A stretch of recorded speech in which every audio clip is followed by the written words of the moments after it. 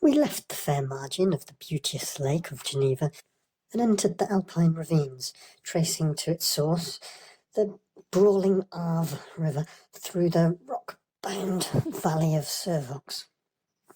Beside the mighty waterfalls and under the shadow of the inaccessible mountains we travelled on, while the luxuriant walnut tree gave place to the dark pine, whose musical branches swung in the wind, and those upright forms had braved 1,000 storms, till the verdant sod, the flowery dell, and the shrubby hill were exchanged for the sky-piercing, untrodden, seedless rock, the bones of the world, waiting to be clothed with everything necessary to give life and beauty. There is nothing of Geneva itself in it that can repay you for the trouble of walking over its rough stones. The houses are high, the streets are narrow, many of them on the ascent, and no public building of any beauty to attract your eye, or any architecture to gratify your taste. The town is surrounded by a wall, the 3 gates of which are shut exactly at 10 o'clock, when no bribery, as in France, can open them. Lac Léman, Lake Geneva is at our feet, and a little harbour contains our boat, in which we still enjoy our evening excursions on the water. Unfortunately, we do not now enjoy those brilliant skies that hailed us on our first arrival to this country.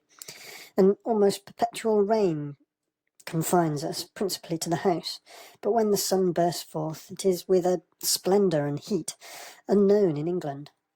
The thunderclouds that visit us are grander and more terrific than I have ever seen before.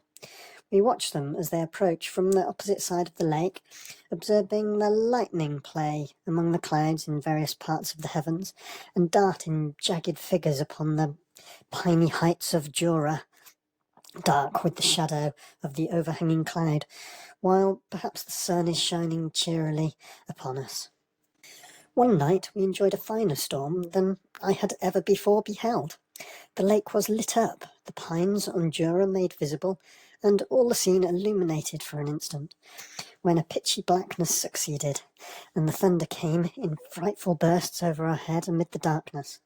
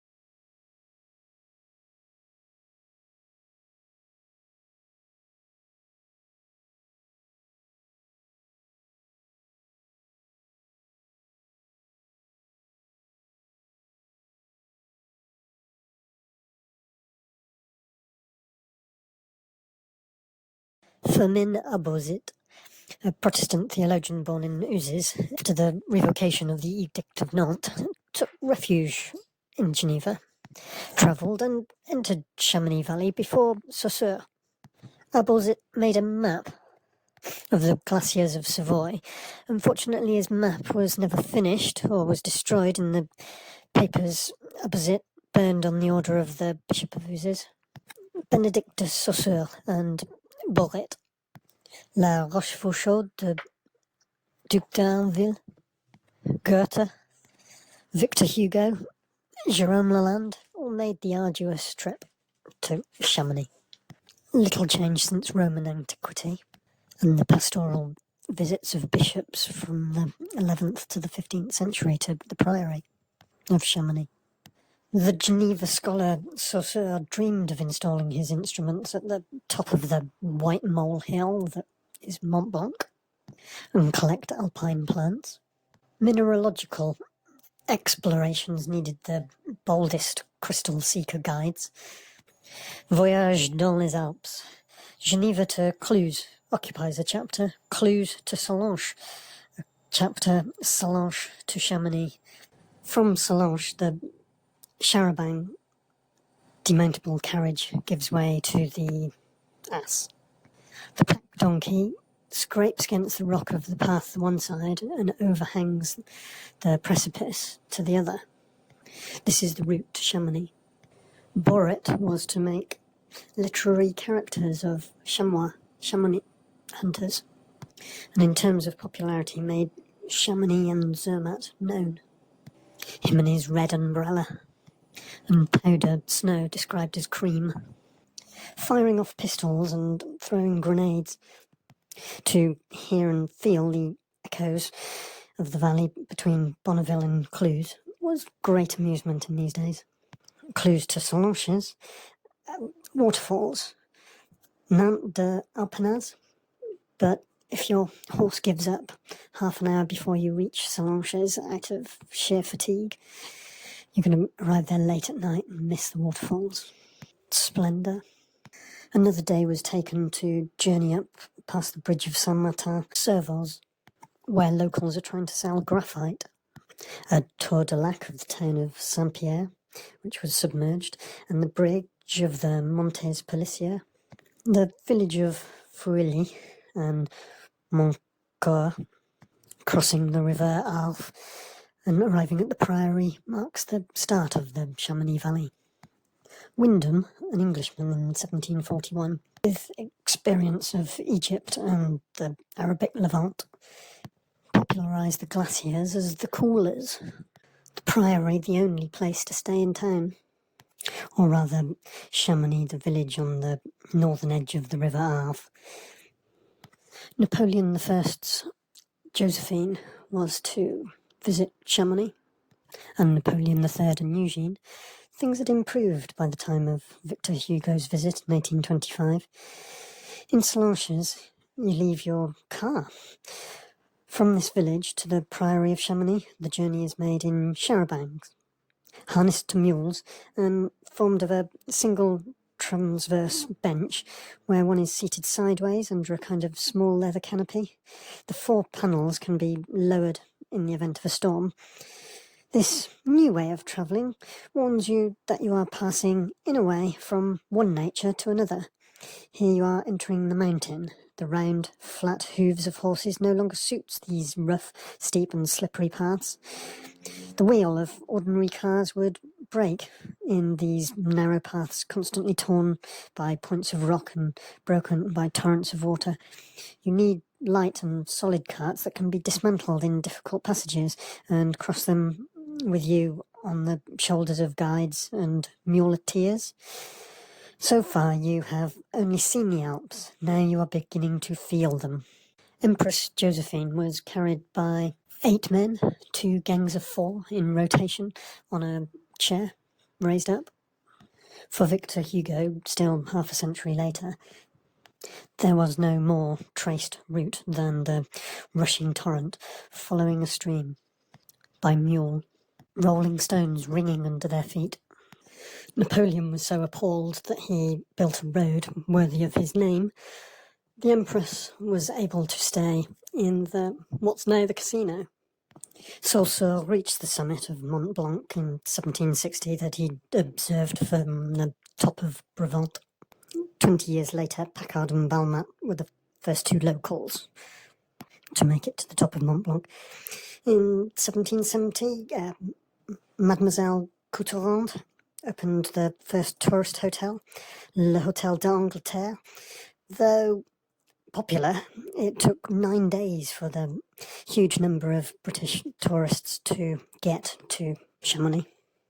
It was still a destination for the summer for mountaineers, painters, writers, Byron and Shelley, sporting enthusiasts often. The first Winter Olympics in 1924 was held in Chamonix, and cable cars just a few short years after. Suspended trains, they were called. In 1946, the ice grotto was carved into the Mer de Glace. 1955 got us the Aigues de Midi cable car. In 1965, the Mont Blanc tunnel to Italy, of the Aosta Valley. 39 souls died in the 1999 fire from a flour and margarine truck. Chamonix is a small town of 9,000 people, which becomes 60,000 visitors in the winter and 100,000 visitors in the summer, often cycling and hiking, mountaineering. Apart from the Victorian palaces, well spaced out, there's no real terraces. There's the modern hotel of the Alpina, imposing its vastness in the centre of town. But Chamonix is very much a valley rather than a conurbation. Thousands of small chalets separated out into old villages, all accessed by bus. Traffic grinds everything to a halt. Valoncines up on the border, Argentière, Chamonix town, Les Houches, are separated by the elevated motorway, the aqueduct that delivers you down to Saint-Gervais-les-Bains, 70 kilometres an hour. Still hugging the side of the rock and with a wall of death hairpin or two.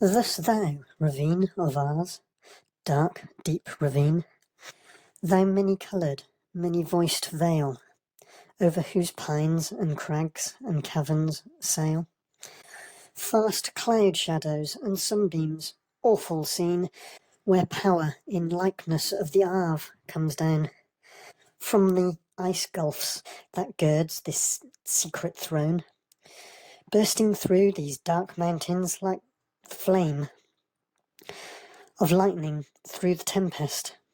Thou dost lie, thy giant brood of pines around thee clinging, children of elder time, in whose devotion these chainless winds will come and ever came to drink their odours and their mighty swinging, to hear an old and solemn harmony, thine earthly rainbows stretched across the sweep of the ethereal waterfall, whose veil robes some unsculptured image, the strange sleep, which when the voices of the desert fail, wraps all in its own eternity. Thy caverns echoing to the Arve's commotion, a loud, lone sound no other sound can tame.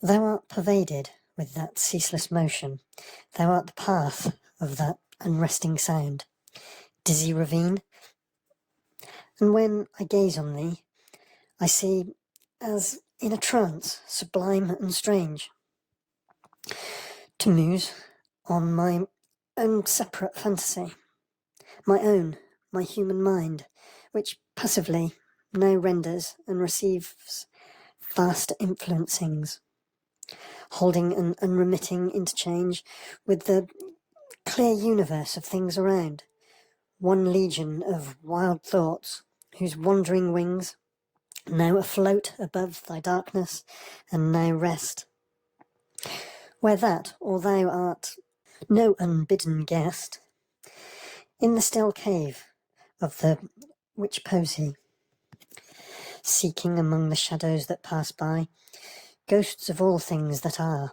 some shade of thee, some phantom, some faint image, till the breast from which they fled recalls them. Thou art there,